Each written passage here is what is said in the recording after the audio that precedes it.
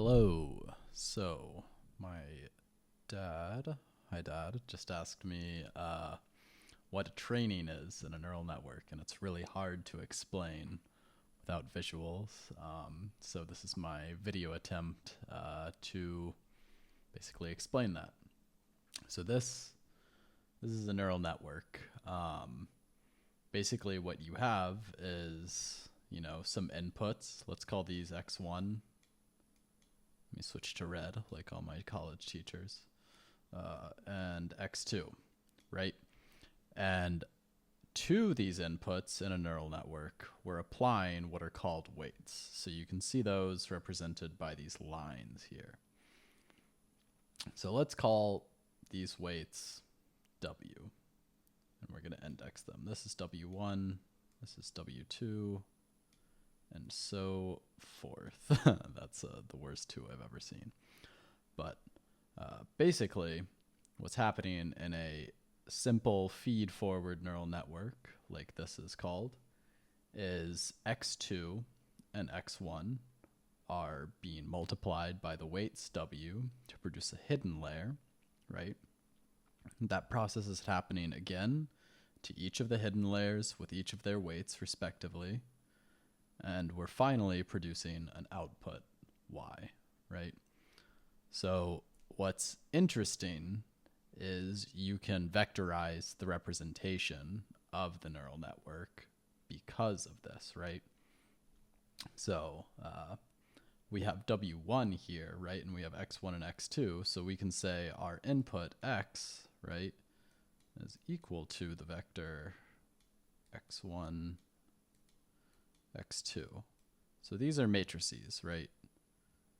And you can have W1, right, defined as a set of weights, W11, W12,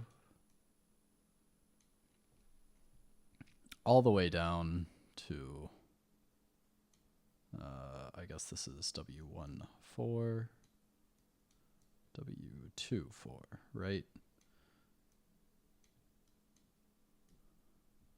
So you can see here how this vector x, we just put x1 and x2. So if you were to label all of these lines, W12, W22, right, they would all fit into this vector here. So what ends up happening is the computation of the hidden layer, let's call this H1. So H1 would ultimately be the multiplication of x and W1.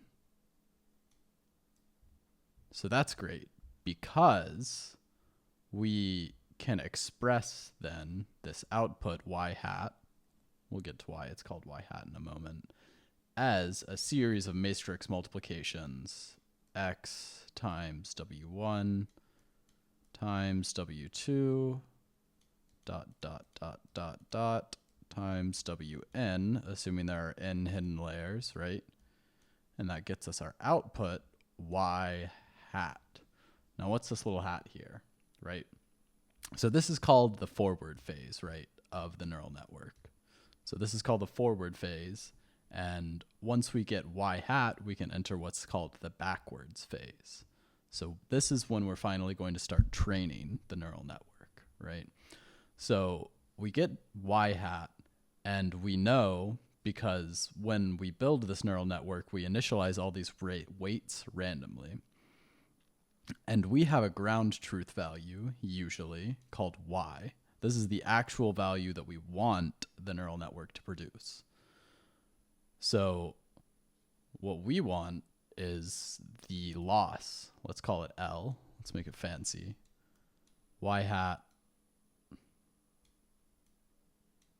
We want the difference, basically, between y and y hat. Actually, I think I messed this up. I think usually y hat is over here.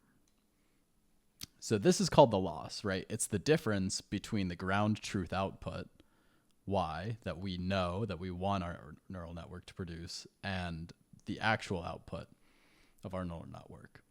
So this is also sometimes called the error. So a nice function that's used in learning a lot is the root mean square error, right? Where we get the difference between y and y hat, we square it, and then we have it.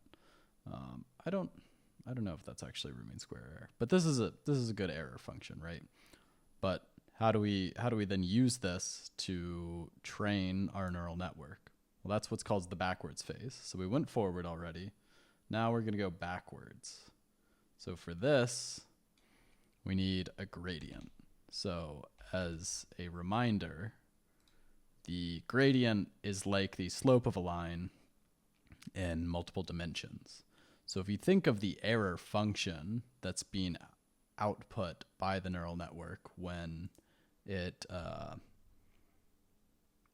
feeds forward, when it produces all of these values, you might get some sort of, shape like this because it's multidimensional.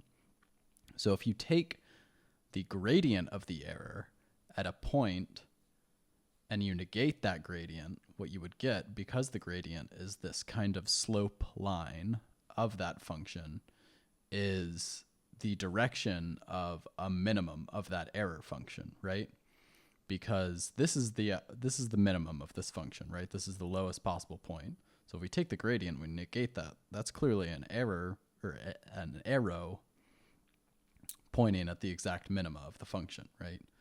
So if we assume that this is our error function, then if we just follow that gradient down, well, we'll get to the minima, right? And we'll fully minimize the error, the difference between y and y hat, right? So that gets us as close as the neural network can possibly get to outputting the ground truth value. So we're going to do this a bunch of times, right? And what happens, right, is we take the gradient, and really it's a partial derivative, but that of the error, we want the error of the neural network with respect to the inputs x, right? Well, we can't exactly get that. It's kind of hard to compute, but what we can get is the error, right, with respect to this hidden layer. That's easy to compute. Let's call this HN, right? We want to abstract our neural network. HN. So when we get this gradient, HN, we can use it to update the weights between HN and Y, right? So these weights, WN, can be subtracted basically by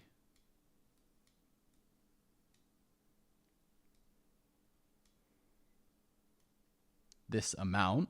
Usually in learning, we multiply it by some parameters. We modify this process in a variety of different ways, right, to produce better results, to make our network learn more efficiently, to make it learn less efficiently on purpose so that it learns better information, other stuff like that. But if we think of this function, right, as the gradient of the error with respect to the inputs, well, as it turns out, by something called the chain rule in calculus, the gradient of the error with respect to the inputs is actually equal to the gradient of the error, right, with respect to all of the hidden layers. dx, dh1, dh2, basically, right? So what you end up getting is this descent, right? We call it gradient descent most of the time when we're training neural networks. And through this process, we're taking all of these gradients, we're updating all of these weights, and what it basically ends up being is a bunch, and I mean a bunch, of matrix multiplications and, eventually matrix subtractions, right? So that looks really, easy, simple to do when the neural network looks like this. And, layer 1 has 2 times 4 weights. But if you consider a, large language model, some of the bigger AI models that are around, like ChatGPT, for example, has, I think, 114 trillion parameters. These weights are also called parameters. So if you think of the computational effort that is required to do all of these matrix multiplications for a single back propagation, iteration through this neural network, if it was ChatGPT and it had 114 trillion weights, right? That's a lot of juice that you need for that. So that is basically what training is. It's updating the weights and a neural network based on the gradient of the loss function, which is just the difference between the output that you desire and the actual output of the neural network. So that's all. Hope you enjoyed this. Bye.